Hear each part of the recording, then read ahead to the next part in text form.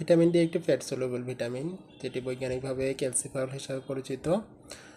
একটা বিষয় হচ্ছে ভিটামিন ডি একটি স্বাভাবিক লেভেল হচ্ছে 50 ন্যানোমোল পার লিটার বা এর থেকে বেশি। সাধারণত বর্তমান সময়টাতে এই ভিটামিন ডি লেভেলটা সাধারণের তুলনায় অনেক বেশি কম থাকার কারণে বিভিন্ন ধরনের ফাংশনাল ডিসঅর্ডার, বিশেষ করে হাড়ের গঠনজনিত বিভিন্ন সমস্যা, যেমন অস্টিওআর্থাইটিস, অস্টিওপোরোসিস, অস্টিওমেলাসিয়া, রিকেটস, এই ধরনের সমস্যাগুলো অনেক বেশি বেড়ে যাচ্ছে। এখন এই সমস্যা থেকে পরিত্রাণ পাওয়ার উপায়গুলো যেটা হচ্ছে ভিটামিন ডি রিচ খাবারগুলো বেশি পরিমাণে গ্রহণ করা।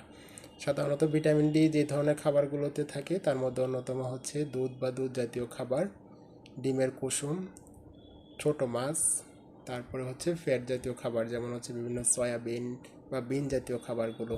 এই খাবারগুলোতে সাধারণত ভিটামিন ডি লেভেলটা খুব বেশি পরিমাণে থাকে। আর ভিটামিন ডি এর সোর্সগুলো খুবই লিমিটেড হওয়ার কারণে অধিকাংশ মানুষই ভিটামিন ডি ঘাটতিজনিত বিভিন্ন শারীরিক সমস্যার মধ্যে ভুগে থাকে বর্তমানে। আর এই সমস্যা থেকে আমরা যদি পরিত্রাণ পেতে চাই, দীর্ঘকালীন বিভিন্ন শারীরিক ঝুঁকি থেকে আমরা নিজেদেরকে রক্ষা করতে চাই, সেক্ষেত্রে অবশ্যই একটা স্বাভাবিক খাদ্য তালিকা বা সুষম খাদ্য তালিকা মেনটেন করে ভিটামিন ডি যাতে রিচ থাকে সেদিকে মনোযোগী হওয়া জরুরি।